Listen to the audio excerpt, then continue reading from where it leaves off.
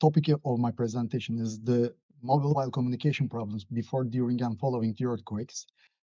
Some examples I will give from Turkish earthquakes and some examples from earthquakes worldwide. So it will follow like this. In 36 slides, I'm trying to finish the presentation, not to excess the 40-minute time. So if we have a look at the earthquake frequency in Turkey, since 2013, not very long period of time, assume that 10 years of time, as you can see, there are increase in the number of earthquakes. As you can see, in 2023, last year, there was 80,000 earthquakes, starting from moment magnitude bigger than zero point 0.2. So we should be aware that in a country like Turkey, like Greece, like Italy, or etc., there are earthquake-prone countries. There are a lot of earthquakes occurring, and we have to be ready for it before it happens. If we continue on the communication case, the response in disaster management cycle, when the earthquake occurred, the search and rescue teams, the respondents, try to interact with the debris, collapsed buildings, or etc., and try to rescue the people under the debris, try to reach the areas that need help. But to do this, they have to know which areas, how many people are there in those areas, how many people in need for medical attention, how many people in need for technical and logistic attention in that location. So to do this, generally, those disaster managers and the responders have to communicate with each other in the headquarters and at the field. So if the mobile communication fails, how do they communicate? How do they know where to go? How do they know what to bring them, what to send them in order to help? So it is very important at the first half hour of an earthquake, following an earthquake, we can see that 97% of earthquake-related injuries occur in that time interval. So if we don't have the communication in that time interval, we are very lacking of helping or saving people's life or from injuries. If we have a look at some statistical data worldwide, we can see start from 1999 Gölcük Kocaeli earthquake, which 7.4 moment magnitude earthquake, damage or collapse 12,000 base stations. In 2008, there was an earthquake in China with 7.9 moment magnitude. Damage or collapse base stations count is 2,300. In 2010, Haiti earthquake, which is 7.0 moment magnitude, 11,500 base stations damaged. And in 2011, Japan earthquake, which is 9.0 moment magnitude, 29,000 base stations collapsed. So this shows us base stations are being collapsed after an earthquake, a major earthquake. So our case in Turkey last year in 2023, in Kahramanmaraş region, there were two major earthquakes. One is 7.7, the other one is 7.6 moment magnitude, occurred in 9 hours of time interval in the district boundaries within Kahramanmaraş city. More than 50,000 people officially lost their lives, which the bodies were found under the debris, and the bodies couldn't found under the debris isn't counted in this number, and more than 100,000 people injured, and more than 300,000 buildings damaged. And another note, which is related to our subject, 2,451 base stations in that region, in a total number of 800, 900 base stations, are damaged and couldn't help for communication. So for this reason, following the earthquake, a couple of days, we couldn't communicate with the responders or the headquarters sections. So you can see some media news that is appeared after the earthquake. GSM operators are not ready for earthquakes in Turkey. There was some investigations for GSM companies. Why couldn't they provide the communication? The first reason of that is the collapsed base stations. There is also mobile network reception problems, not after the earthquake, but during our daily life too. As you can see from some news, from Times, from Fido, or from other resources, cell phone reception getting worse day by day. Why? Because the number of people increasing, the population increasing drastically over the last years. So this affects the need for more base stations, denser base station networks to increase the capacity of each base station or GSM antenna. So to detect or select the proper locations to increase the capacity and the quality of communication, these GSM companies should have used some current technology, including the AI and machine learning, to select the proper sites, including 3D site topology, digital elevation models, land use land cover models, field measurements, and propagation path loss models altogether. So our study works on the solution on these problems. So the main problem on the daily life mobile communication is, as you can see from the slide, this is a base station on a tower, and this is a topography, a little bit exaggerated. As you can see, if the signal from the base station tower received by the mobile phone user directly, you can have a good reception, unless you are not too far away. Another one, you have the signal blocked by a topographical hill. So you are not able to receive the signal. So this is blocking the daily life signals. Generally, how do GSM companies solve this problem? They only take into account two-dimensional models. They don't take into account the 3D topography of the area. In addition to this 3D topography, there are also buildings who blocks the cell phone coverage. Imagine that you are in the base floor of your building, which is a concrete building, let's say. At the base floor, the reception is very low. When you enter into the elevators, the reception is very low. Why? Because the concrete, the steel, and the other materials within the building, used within those structures, also blocks the signals. These buildings also blocks the signal that should trespass them.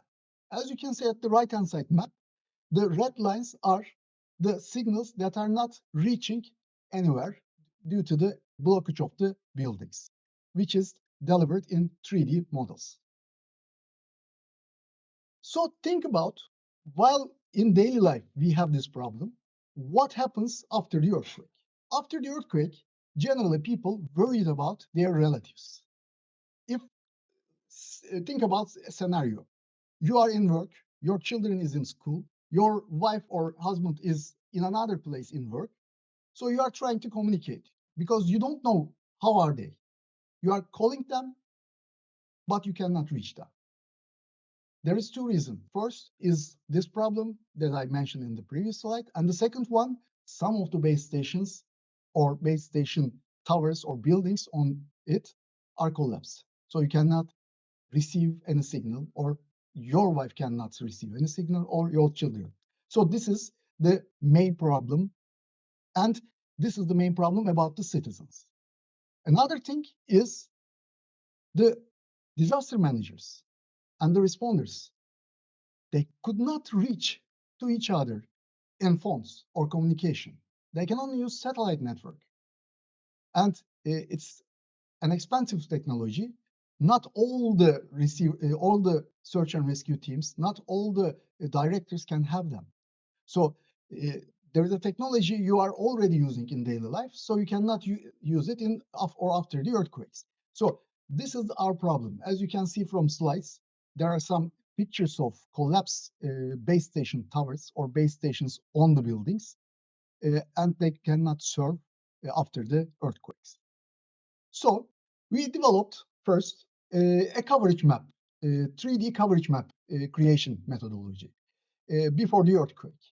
So in this case, we take into account the mobile base station locations. We take into account the features of the mobile base stations with respect to their generations, because based on their generations, they cannot serve similarly. Let's say the first generation cannot save or serve similarly with fifth generation or fourth generation. So those are also important for us. Another one is our topography, 3D topography. Another one are the buildings around them. Another one in the land use land cover type. Because not only buildings or the hills or the valleys are blocking, but also forest areas, agricultural areas, industrial areas has also a possibility to block, reflect, or retract the signal. So these are also should be included inside the system. So when we take them into the system, what did we do? We have an instrument that helps us to receive signal strength from the mobile base stations. We have traveled around the city of Istanbul, around the city of Van, and around several cities in Turkey, and collect some reception data based on the topography, based on the buildings around them, based on the land use and land cover. Then by using those data and artificial intelligence technology combined with ensemble boosting methods or models, we have created a 3D model, including AI, to create a coverage map.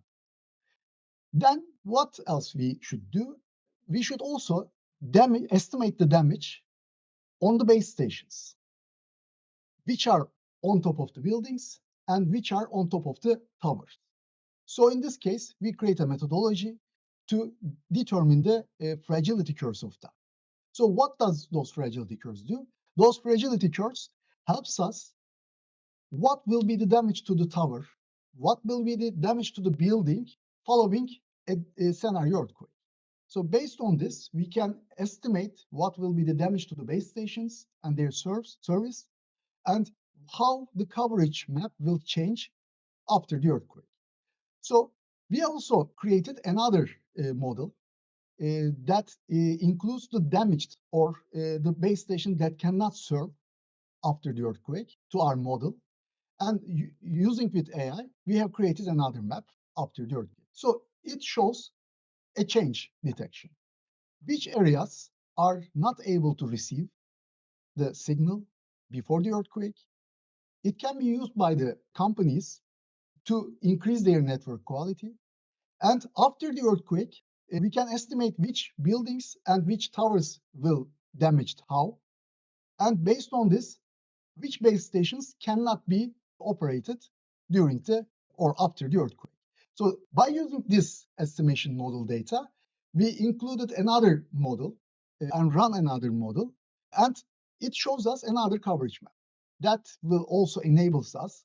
GSM companies should send their mobile drone base stations during the earthquake search and rescue operations.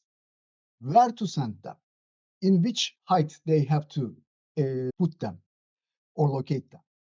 So it is a very good information for us. If we have a look at the base stations generally installed on the top of the buildings, as you can see at the picture in here, they can be installed on the surface of the building, like in here. They can be installed on monopole towers, or they can be installed on lattice towers. So based on the structure that the base station installed on it, the damage that they can have changes. There's also an important thing that I mentioned earlier, and this is a picture of it. The signals may go directly or may be reflected over some surfaces too. 3D building models also helps us which signal received directly, which signal reflected from some surfaces.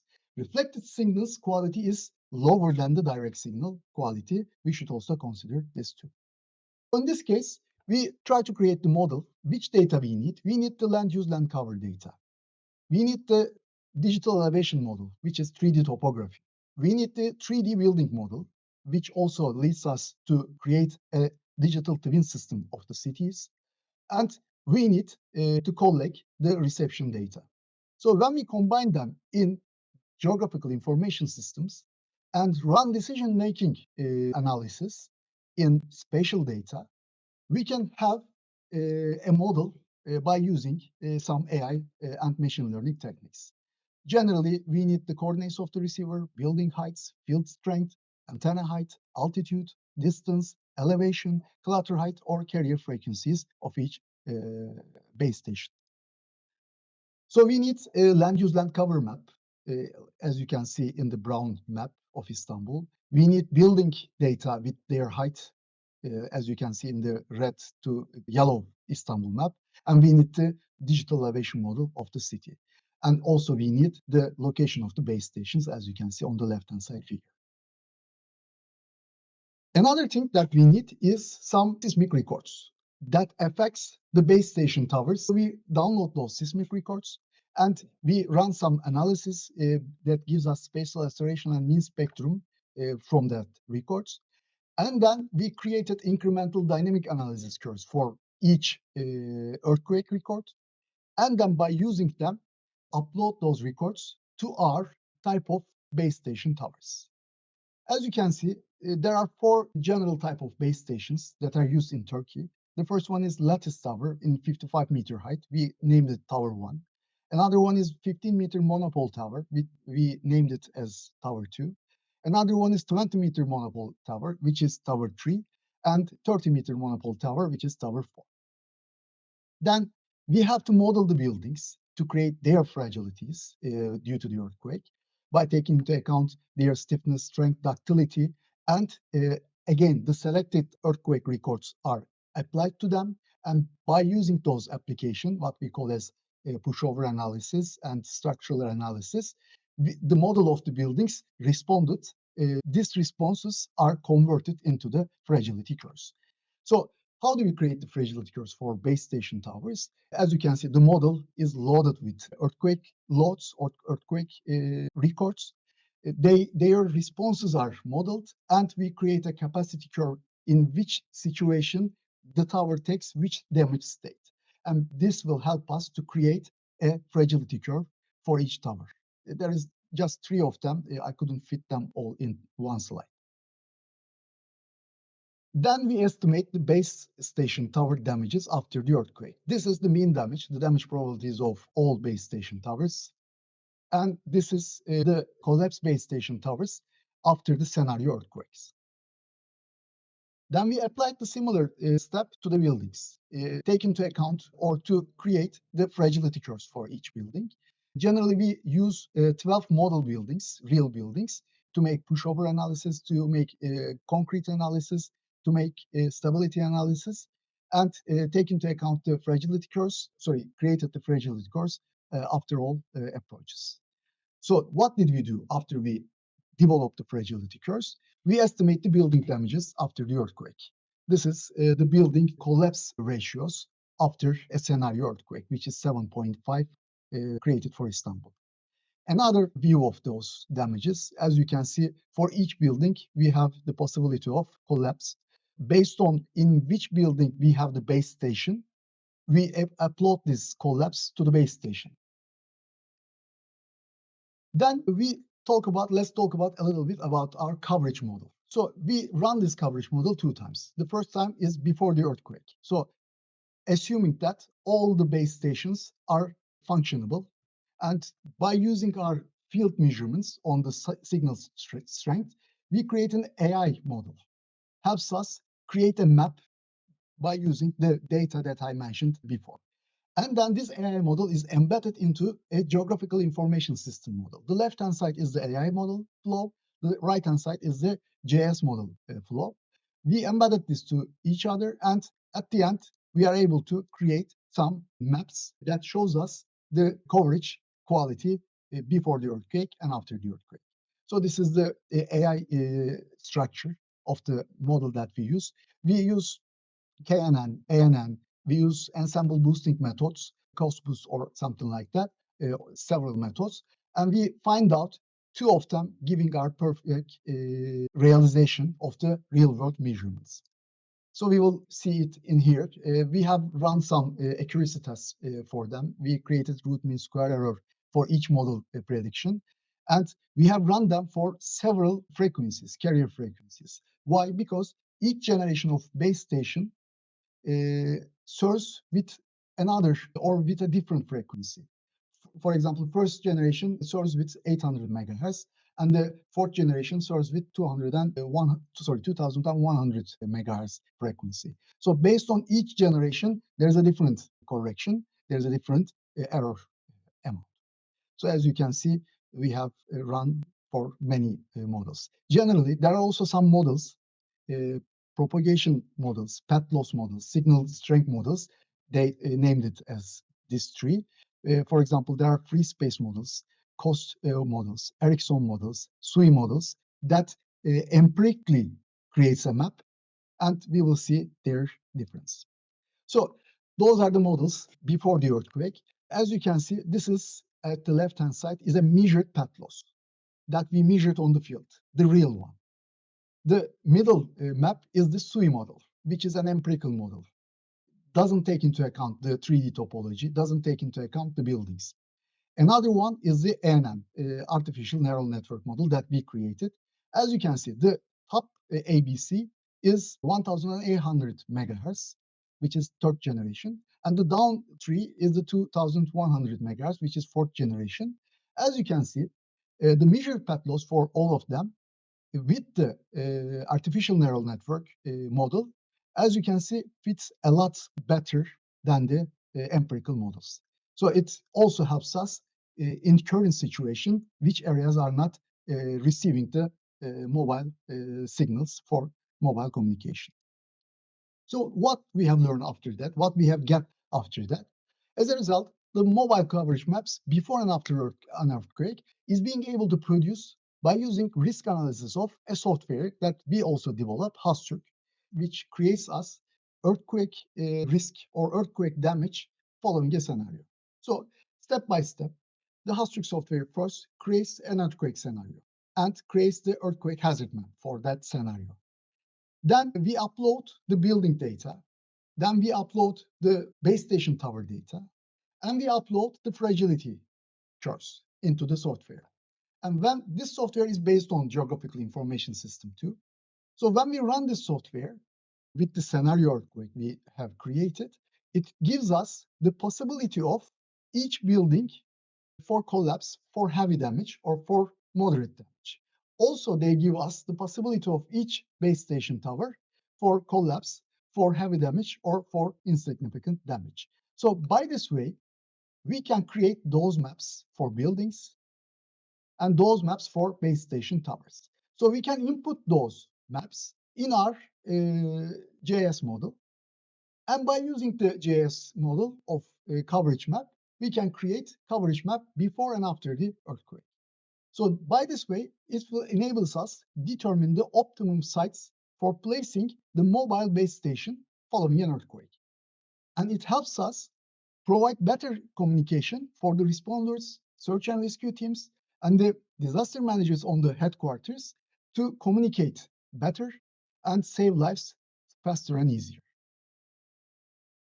There are also side effects for the mobile communication. It is also possible to improve the overall mobile communication in daily life by analyzing the coverage situation in 3D. So by this way, which areas we need for base station installments.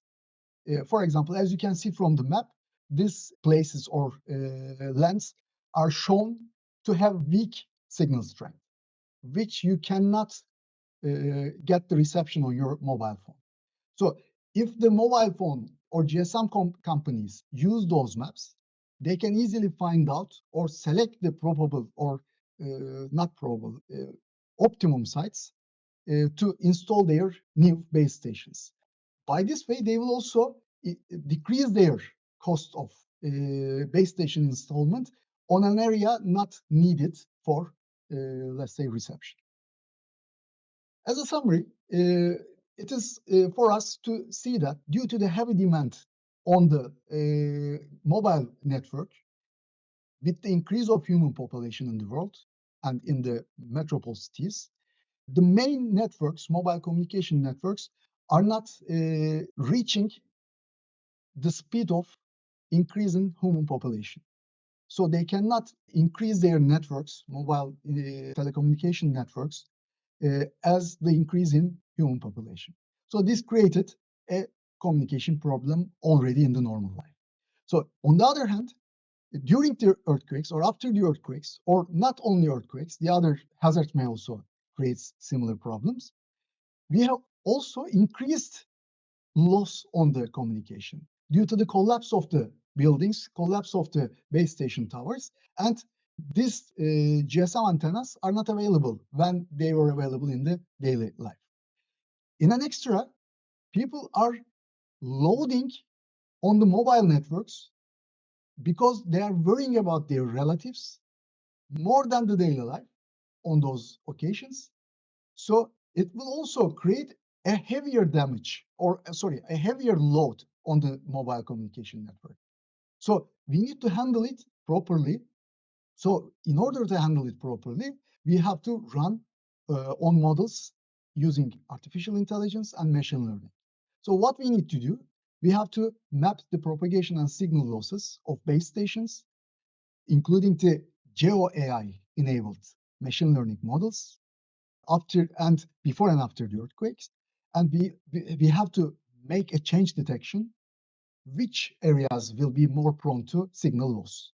So we should send, because we have the technology now to create mobile base stations, the base stations or antennas traveled with the drones.